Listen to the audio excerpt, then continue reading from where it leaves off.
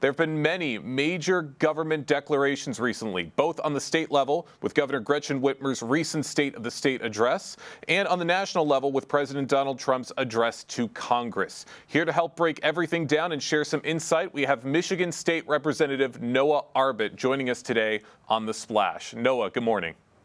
Thanks for having me. Absolutely. Always love having you on the show. We got a lot to get into. Let's jump right into it. With Governor Gretchen Whitmer's recent town hall to the state, what have been your thoughts on that recent address?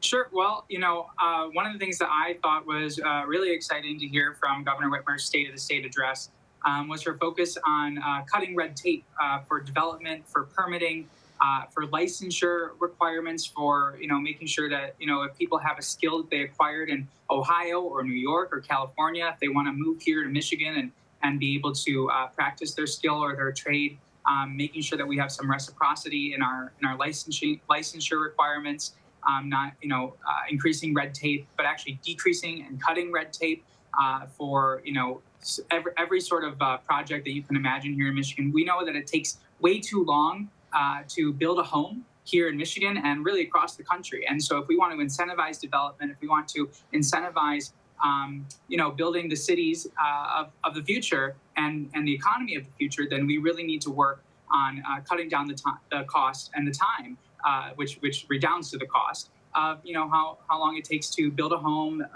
build a commercial center, or build an energy facility, and anything that really has economic value here in the state of Michigan.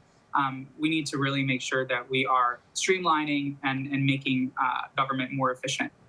Of course, that's always what we want to see. We want to make things easier for everybody. And what impact do you see a lot of these declarations having on Oakland County and possibly Greater West Bloomfield? Well, I think ultimately, if we're able to reduce the amount of permitting and the time that it takes to build a home, ultimately, or an apartment building, any type of housing, it's going to lower the cost of housing, which we know right now is extremely high, and we are statewide in a housing crisis, even here in Oakland County.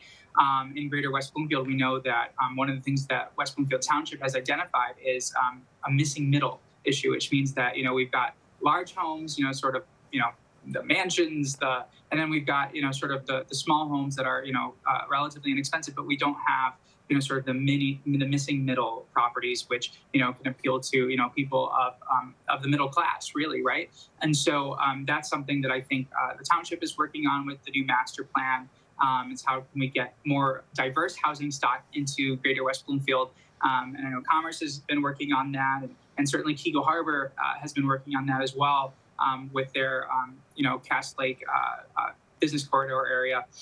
So a lot of exciting work going on in the Greater West Bloomfield area. A lot of these statewide efforts that we're looking at, I think, will only strengthen and benefit these local efforts. I think so, too. It's going to make such a great impact here in Greater West Bloomfield.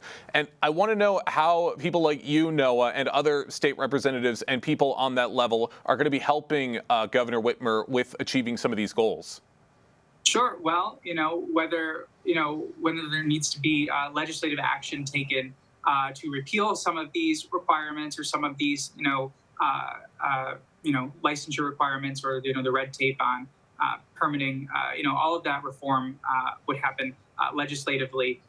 So we're looking for bipartisan action, and this is something I think that we can agree on. Is something that is bipartisan. Is making sure that if you want to start a business in the state of Michigan, you should be free to do so. If you want to build in the state of Michigan, you should be free to do so with sort of minimal state involvement. Obviously we still need, to have, environmental reviews and things of that nature, but it's become, the pendulum has swung so far, I think, in the opposite direction, where it's just too burdensome and too overwhelming that it actually disincentivizes development, disincentivizes someone to start a business. And we need to sort of bring it back to center a little bit more to make sure that we are doing what we need to be doing for the people of the state of Michigan.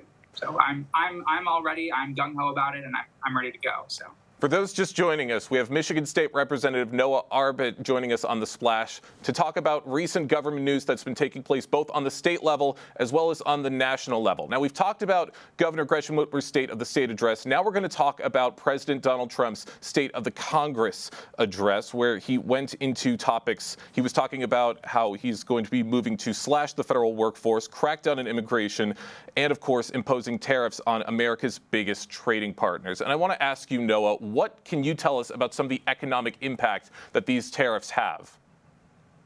Well, I mean, I think it is ruinous, frankly, for the state of Michigan. I think, I am incredibly concerned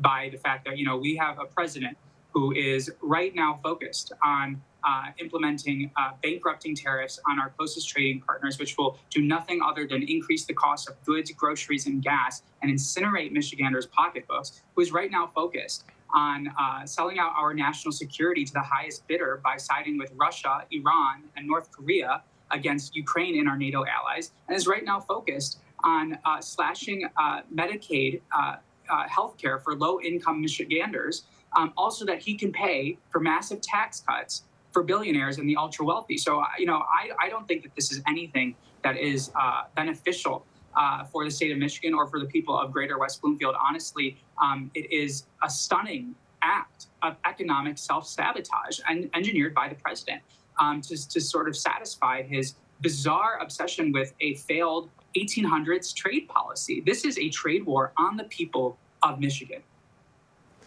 Very interesting insight. And Governor Gretchen Whitmer has expressed some concerns over these tariff increases as well, especially pertaining on the impact on Michigan's auto industry. What can you see for the impact for that industry? Yes, absolutely. I mean, every indication is that the cost of cars will increase by $3,000 to $12,000 on every vehicle, making cars more expensive, out of reach for everyday Michiganders, and making our exports less competitive globally, plays right into the hands of Detroit's competitors. That's Germany, South Korea, Japan, even China as a growing auto manufacturer. So, I am incredibly concerned. I don't understand why someone who, proclaims to want to make America great again would seem to reach for the bluntest instrument that is going to do nothing other than tank our economy. I mean, we've seen the stock market. I haven't checked my 401k, and I don't advise other people to do so either, because all it's going to be is a shock. This is really quite grievous, quite ruinous, and is stunning economic mismanagement. I mean, this is not me speculating. This is basic economics. If we are tariffing Mexico and Canada to 25%, the $6.99 Blackberries going to Mexico are going to jump to $8.99 or $9.99 in no time. If we think it's hard to afford a car, just wait until Detroit's auto industry, which is really the backbone of our state and of our economy, takes another body blow, because auto parts and materials are going to become more expensive. Housing, as we've recently talked about, the cost of lumber is going to increase, right? And our exports are going to be less competitive on a global market. I don't understand how any president who says he wants to look out for Michiganders' pocketbooks can take this step in good conscience, saying that it's going to make us freer, fairer, and more prosperous, when it's really going to do the opposite. So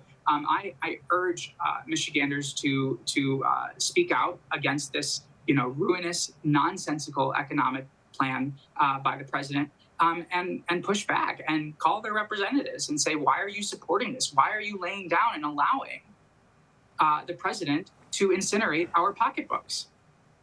Well, we're going to have to wait and see just how much of an impact these tariffs are going to have at the national level. Once again, for those just joining us, we have Michigan State Representative Noah Arbit talking about some of the big government news that's been taking place on the national and the state level. And Noah, you're going to be having some big events coming up yourself. You are going to be a part of the hate crime prevention town hall that's going to be taking place in May. What can you tell us about that?